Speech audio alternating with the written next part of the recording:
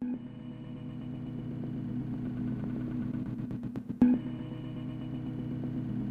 name is John Hucker.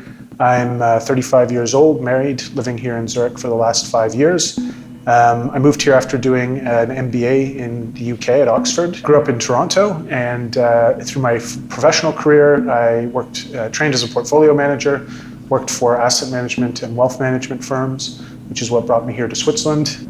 So while I've been here for the past 5 years working for Credit Suisse in the wealth management side of their business, and for the last 2 years was working in an area called digital private banking, which was a big new push into all of this.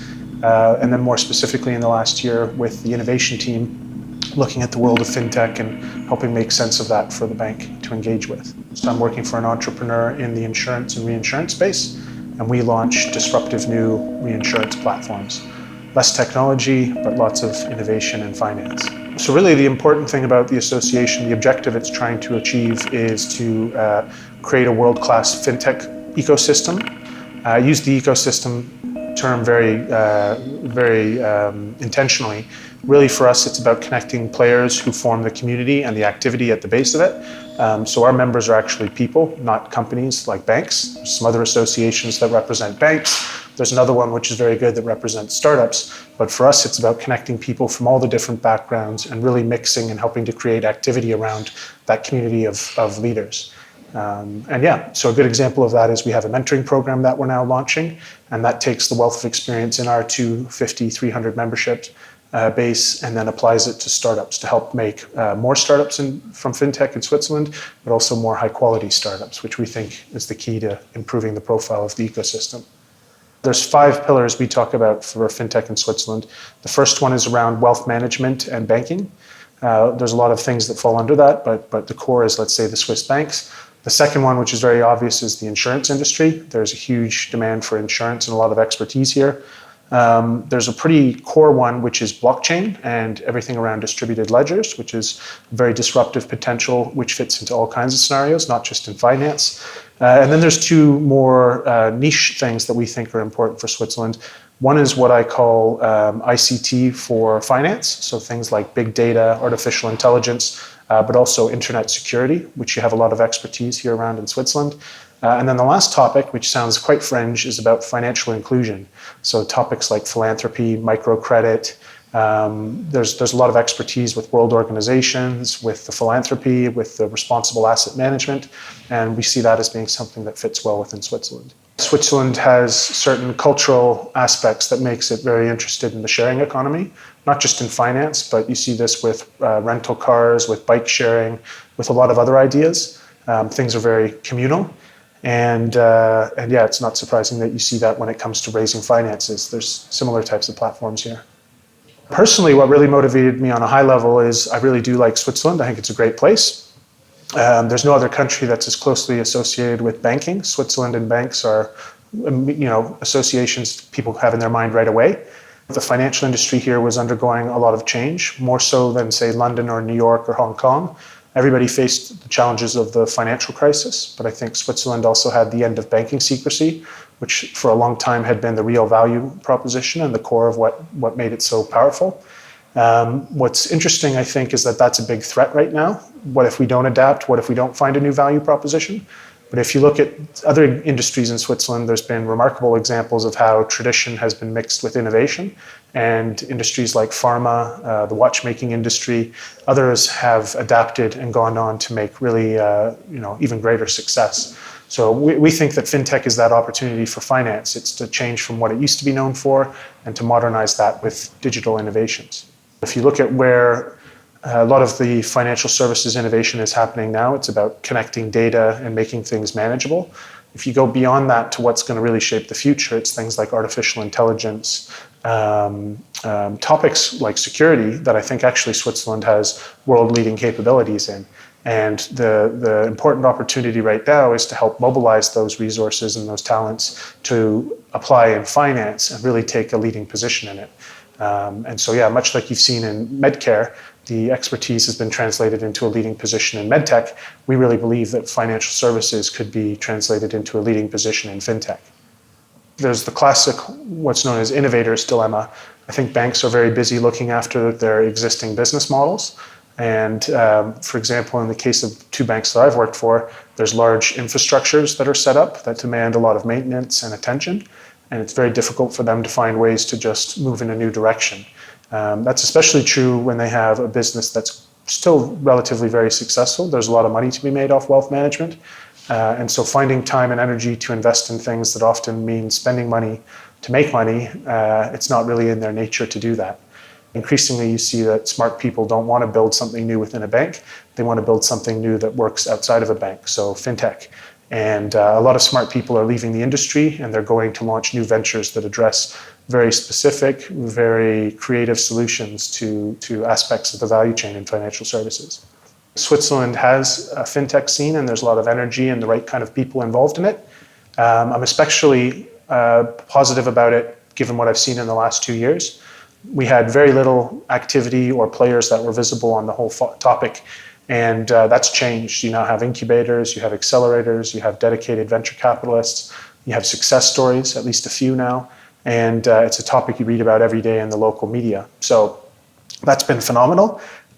It's also got more activity than other locations. Liechtenstein, for example, not much going on there, so we're doing okay relatively to that. But I think if you look at big world-leading financial centers, and one I use a lot, which is ranked similar to Switzerland, is Singapore. And if you look at what's being done in Singapore to really open up the future and to push forward to be a leader in the FinTech landscape, it's really not comparable to what's happening in Switzerland. You have government support, you have very active industry, you have a lot of grassroots initiatives which are pushing things. And frankly, you see the results in the amount of money being invested, the amount of startups being created, and the new industry leaders being grown.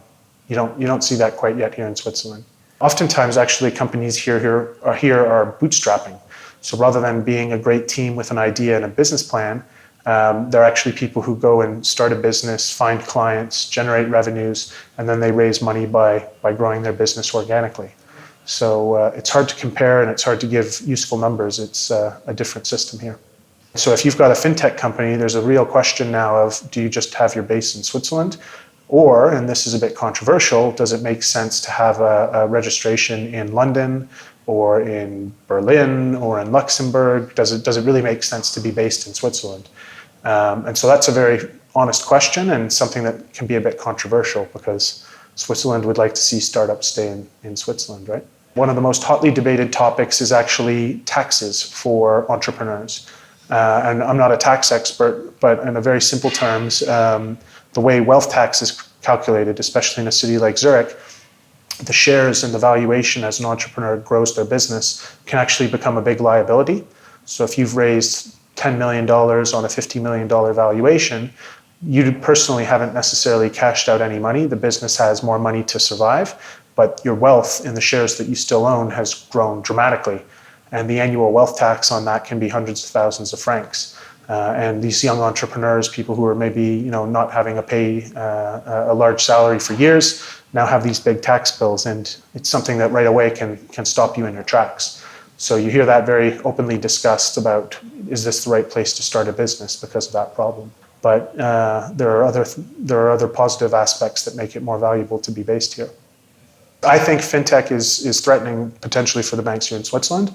There's always a question of the time frame that you're looking at. I think nothing is going to happen overnight where banks are suddenly up in arms and at risk of being put out of business.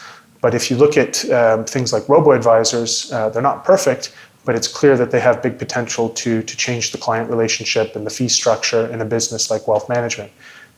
So I see that as being potentially very threatening. I think if you look a little bit deeper at the Swiss banking giants, some like the one I used to work for, Credit Suisse, have large infrastructure costs. And there's a real incentive for them to adapt, and sooner rather than later, because the new players that they're competing with have new systems, low cost base, and a completely different business model. And I think the longer you let that go unaddressed, the more risk that these banks face. I was always quite radical. I felt that banks need to look at new opportunities. You have to be looking forward, not backward.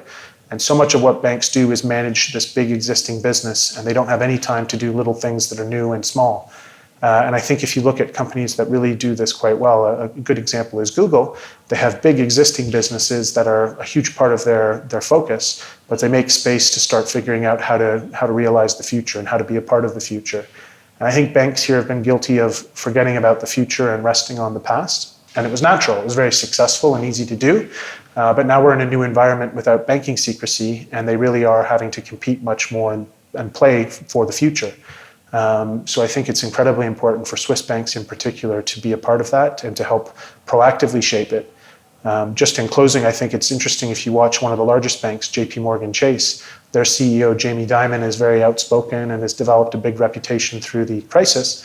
He now openly says his bank is going to be out competing in fintech. So they take it very, very seriously. And he also famously said a few years ago, when he goes to Silicon Valley, everybody is trying to eat the lunch of the big banks. So those are people who have very serious roles to play in the future of finance, and they're taking fintech as a big threat of disruption. In general, it's easy to think about fintech as a hyped topic and something, it's a trending word on Twitter and social media. And so if you mention that word, suddenly you've become interesting and important and relevant. And I think some banks use the marketing potential of fintech and pay mostly lip service to the topic rather than truly being involved in trying to create innovations or improve the industry or anything more material. It's good now to see signs of life. You see things like accelerators and conferences and people speaking in the media. What I hope follows from that is actual signs of action, things that happen. That's the end result. I mean, a simple thing that people complain about with banks now is the time it takes to get feedback or to actually engage with them. It takes a long time to find the right person to call. It takes a long time to get a meeting with them. Oftentimes, they're not thinking about changing right away, so you're just telling them a story. And once they are interested, you have to go through processes to get approval. And for a startup that wants to be successful in under 2 years, going through the bank's process can take most of that time and be life or death situation for them. So right away, if banks can make it easier for opening up and engaging with the outside world, I think that's a big thing they can do. Right now, what's on everybody's mind is how do you convert potential into actual impact? And one of the things that many people are complaining about is the fact that there's now a lot of associations involved. And I'll be critical. We're now one of those. We weren't the first association to exist. But I think we're one of the ones that has more of an open mind about what really needs to happen to make this all work. And for us, that's about being open to connect the different perspectives and to create the kind of activity that will really generate results. So I say that over and over again, but for us, that's really what this is all about. It's not about marketing. It's not about personal agendas. It's about creating impact in startup activity, innovations, new jobs, and really doing economic activity. There's a lot of associations, though, now. So I think really what people are waiting to see is how can these different perspectives all come together. Talking a minute about culture, I think that's kind of amusing. I'm a foreigner, so I look a lot at Swiss from the outside. And what you notice here is that although it's a very small country, there's a lot of different independent groups. And the whole idea of individuality is very important in Switzerland. We respect people for being different and their views, and it's very democratic. And I think you see this as well with the cantons. I remember learning about the Röstigraben and the differences from one dialect to the next. And so looking after your own interests and then coming together to look after the greater good is a natural process in Switzerland. And for a long time, I think everybody in the financial industry was very much in agreement that banking secrecy was a good thing and that this was the value proposition that everything was based off of. And with the financial crisis and with the attack from the US and other countries coming after tax problems, Switzerland's been shaken. It's a bit of a crisis in terms of the value proposition. And that created a lot of chaos. People didn't all agree on what was the big picture. And what I see now with FinTech is a new value proposition emerging, this innovation, the shaping of the future of finance. And what's interesting is I think people have now started to identify aspects of that as being their piece of the puzzle. And they're all, rather independently in different groups working on these solutions. And what I really see naturally is they're all starting to reconfigure. And everybody says, yes, working together and doing innovation is something that we'll all benefit from.